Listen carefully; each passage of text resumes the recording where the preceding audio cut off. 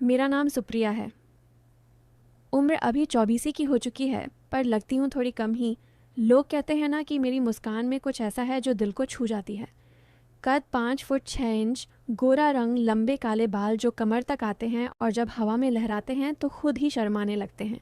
Figure, अरे छोड़ो, क्या बताऊँ। बस इतना कहूँगी कि जहाँ जाती हूँ नज़रें खुद ब खुद मेरी तरफ मुड़ जाती हैं। कपड़े भी ऐसे ही पहनती हूँ जो शरीर से चिपके नहीं। मम्मी कहती हैं, सुप्रिया, थोड़ा संभल के रहा कर, पर मैं हंस के टाल देती हूँ। दिल से मैं बहुत सीधी सादी हूँ, बस थोड़ी शरारती ज़रूर हूँ। हमारा घर गांव के बाहर एक पुराने से मकान में है, जहाँ चारों तरफ खेत हैं और शाम ढलते ही ठंडी हवा चलने लगती है। घर में मैं, मम्मी पापा और मेरा छोटा भाई। पर आजकल घर में एक और मेहमान है, रोहन। रोहन मेरा दूर का कज़न है, मामा का लड़का। शहर में इंजीनियरिंग करता है, छुट्टियां मनाने आया है हमारे यहाँ। आते ही बोला, सुप्रिया दीदी, कितने दिन बाद मिले। मैंने हंस के कहा, अब दीदी मत बोल, बस सुप्रिया कह के बुला। वो मुस्कुराया। उसकी मुस्कान में कुछ था जो दिल को गुदगुदा गई। आंखें गहरी, कद लंबा, शरीर मजबूत, देखते ही लगता है कि जिम जाता होगा। पहले दिन तो सब सामान्य था। सुबह उठी, नहा धोकर किचन में मम्मी की मदद करने लगी। रोहन बाहर बरामदे में बैठा चाय पी रहा था। मैं चाय का कप लेकर उसके पास गई। कप देते वक्त मेरी चुन्नी थोड़ी सरक गई। मैंने जल्दी से ठीक की, पर उसकी नज़र वहाँ चली गई थी। मैंने महसूस किया, दिल थोड़ा तेज़ धड़का। मैंने कुछ नहीं कहा, बस मुस्कुरा के चली गई। वो पीछे से बोला, सुप्रिया, चाय बहुत अच्छी बनी है। मैंने मुड़ के देखा। वो ऐसे देख रहा था जैसे कुछ और कहना चाहता हो। शाम को सब लोग छत पर बैठे थे। गांव में बिजली आती जाती रहती है, पर आज रात चांदनी बहुत थी। मम्मी पापा नीचे सोने चले गए, भाई अपने कमरे में। मैं और रोहन छत पर ही रह गए। हवा चल रही थी, मेरे बाल उड़ रहे थे। मैंने बालों को पीछे किया तो रोहन बोला, सुप्रिया, तुम्हारे बाल बहुत अच्छे हैं।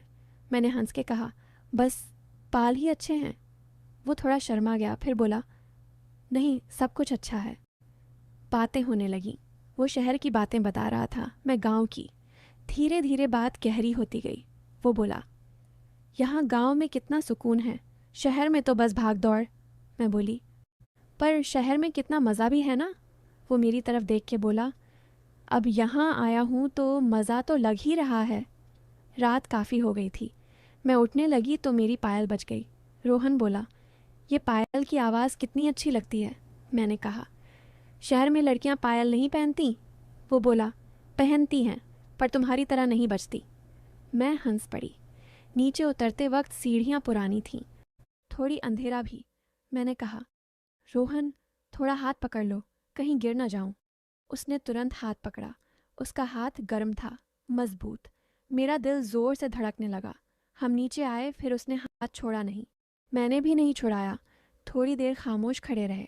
फिर मैं बोली, अच्छा, सोने जा रही हूँ। वो बोला, गुड नाइट सुप्रिया। मैं अपने कमरे में गई, पर नींद कहाँ आ रही थी। बार बार उसका हाथ याद आ रहा था। अगली सुबह मैं जल्दी उठ गई, नहाकर तैयार हुई। आज लाल सूट पहना था जो शरीर से थोड़ा चिपकता है। रोहन बाहर बैठा अखबार पढ़ रहा था। मुझे देखते ही बोला, वाह सुप्रिया, आज तो बहुत अच्छी लग रही हो। मैंने शर्माते हुए कहा, बस ऐसे ही। नाश्ते की टेबल पर हम आमने सामने बैठे। मम्मी किचन में थीं। मैंने परांठा उसके प्लेट में डाला। हमारी उंगलियां टच हो गईं। मैंने जल्दी हाथ पीछे खींचा, पर वो मुस्कुरा रहा था। खाना खाते वक्त उसकी नज़र बार बार मेरी तरफ आ रही थी। मैं भी चुपके से उसे देख रही थी। दोपहर में घर पर कोई नहीं था। मम्मी पापा खेत पर गए थे, भाई दोस्तों के साथ। मैं अपने कमरे में किताब पढ़ रही थी। रोहन आया और बोला, सुप्रिया, बोर हो रहा हूँ, कुछ बातें करें। मैंने कहा, आ जाओ। वो मेरे बगल में बेड पर बैठ गया। दूरी बहुत कम थी। बातें शुरू हुईं। वो मेरे कॉलेज की बातें पूछने लगा। मैं बता रही थी कि कैसे लड़के पीछे पड़ते थे। वो बोला, अच्छा, फिर तुमने किसी को पसंद किया। मैंने शर्माते हुए कहा, नहीं यार, सब बेकार थे। वो करीब आके बोला, अब कोई पसंद आया क्या। मैंने उसकी आंखों में देखा, कुछ कह नहीं पाई। खामोशी छा गई। हवा में तनाव सा था। वो मेरे बालों में हाथ फेरने लगा। मैंने रोकने की कोशिश नहीं की। मैंने आंखें बंद कर लीं। लगा कि अब कुछ होने वाला है, पर तभी बाहर कुत्ते भौंकने लगे। किसी की आवाज़ आई। रोहन तुरंत उठा और बोला, लगता है मम्मी जी आ गए। मैंने राहत की सांस ली और साथ ही थोड़ा अफसोस भी हुआ। मैंने खुद को संभाला और बाहर चली गई। शाम तक हम नज़रें मिलाते रहे पर कुछ बोले नहीं। अगले कुछ दिन ऐसे ही बीते। हर पल कुछ न कुछ होता जो दिल को छू जाता। कभी किचन में साथ खाना बनाते, कभी छत पर देर रात बातें करते। हवा में मेरी चुन्नी उड़ती और वो पकड़ लेता। कभी सुबह टहलते वक्त हाथ में हाथ डाल लेते। हर बार लगता कि अब बस हो जाएगा, अब कुछ आगे बढ़ेगा। पर हर बार कुछ न कुछ आ जाता। मम्मी की आवाज़, भाई का आ जाना या गांव के किसी का आना। हर बार तनाव बढ़ता जाता पर कुछ होता नहीं। मैं रात को सोचती कि क्या वो भी वैसा ही सोचता होगा जैसा मैं? क्या वो भी रात भर जागता होगा? एक दिन शाम को गांव में मेला लगा था। हम सब गए। भीड़ बहुत थी। मैं और रोहन थोड़ा अलग हो गए बाकियों से। एक झूला था। मैं बोली, चलो झूला झूलें। हम दोनों एक ही झूले पर बैठ गए। झूला ऊपर गया तो मैं डर के उससे चिपक गई। उसने मुझे कस के पकड़ लिया। मेरी सांसें तेज़ थीं, उसकी भी। झूला नीचे आया तो हम देर तक ऐसे ही चिपके रहे। भीड़ में किसी ने देखा नहीं। मैंने उसकी आंखों में देखा, वो भी मेरी में। लगा कि अब बस। पर तभी भाई की आवाज़ आई, दीदी कहाँ हो? हम अलग हो गए। घर आते वक्त रास्ते में अंधेरा था। रोहन ने मेरा हाथ पकड़ा, बोला, डर मत। मैंने कहा, डर किस बात का? वो मुस्कुराया। घर पहुंचते पहुंचते उसने हाथ नहीं छोड़ा। दरवाजे पर खड़े होकर बोला, सुप्रिया, मुझे तुमसे कुछ कहना है। मैंने कहा, क्या? वो बोला, कल सुबह खेत के पास मिलो, अकेले। मैंने हाँ कह दिया। रात भर नींद नहीं आई। सोचती रही कि कल क्या कहेगा। क्या वही कहेगा जो मैं सुनना चाहती हूँ? सुबह मैं जल्दी उठी। साधारण सा कुर्ता पजामा पहना, पर दिल धड़क रहा था। खेत के पास एक पुराना पीपल का पेड़ था, वहाँ मिलने का कहा था। मैं पहुंची तो वो पहले से था। मुझे देखते ही पास आया।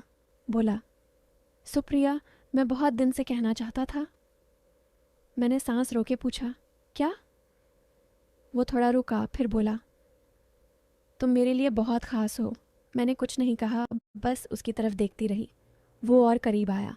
उसका हाथ मेरी कमर पर गया। मैंने आंखें बंद कर लीं। लगा कि अब सच में कुछ होने वाला है। पर तभी उसने मुझे गले लगा लिया, एक भाई जैसा गर्मजोशी भरा गले। पीछे हटके बोला, सुप्रिया, तुम मेरी सबसे अच्छी दोस्त हो। मैं शहर लौट रहा हूँ परसों, पर वादा करता हूँ कि हमेशा संपर्क में रहूँगा। तुम्हारी दोस्ती मेरे लिए सबसे अनमोल है। मैं चौंक गई। थोड़ी देर खामोश रही, फिर मुस्कुराई। बोली, रोहन, मैं भी यही चाहती थी। सच कहूँ, मुझे डर लग रहा था कि कहीं हमारी दोस्ती कुछ और न बन जाए और ख़राब हो जाए। पर अब लग रहा है कि सब ठीक है। हम दोनों हंस पड़े। उसने कहा, तुम्हारी मुस्कान देख के ही मैं यहाँ आया था हर साल, अब भी आता रहूँगा। उसके जाने के बाद मैंने सोचा कितना कुछ लग रहा था कि हो जाएगा, पर जो हुआ वो इससे कहीं ज़्यादा खूबसूरत था। एक साफ़ सुथरी गहरी दोस्ती। आज भी हम फ़ोन पर घंटों बातें करते हैं। वो मुझे अपनी हर बात बताता है, मैं उसे अपनी। और कभी कभी हंसते हैं उन दिनों को याद करके कि कैसे हम दोनों कुछ और सोच रहे थे, पर किस्मत ने कुछ और ही बेहतर लिखा था। तो दोस्तों, यही मेरी और रोहन की कहानी है। न कुछ गलत हुआ, न कुछ कमी रही। बस एक प्यारी सी याद बन गई जो ज़िंदगी भर साथ रहेगी।